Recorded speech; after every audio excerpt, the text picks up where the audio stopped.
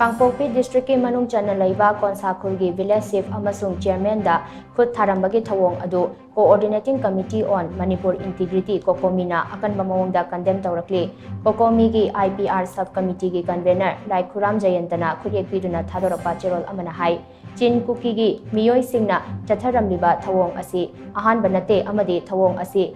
lam namlo loshin naba honarapa khongthangi manung channa chatharakibani masina lamdam asigi chingda khundariba yelho furup singda atamnana target tawri thawong asi taraina loba chumloi amadi masi yelho mi singi hakta landarakpani mapan leibaktagi lamdam asida logi wangmada changsillaklaga khunda leita shanduna leiriba sing asina chatharakliba thawong sing asigi matangda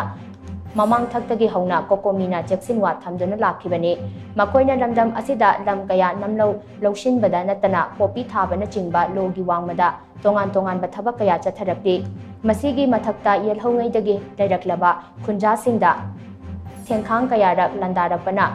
nungnang ningai oiba phibam ama oire lepa leitana lamdam asida makoina changsilakpa asina yelho furup liangmaigi khunja singda threat oirakle leingakna hiram asida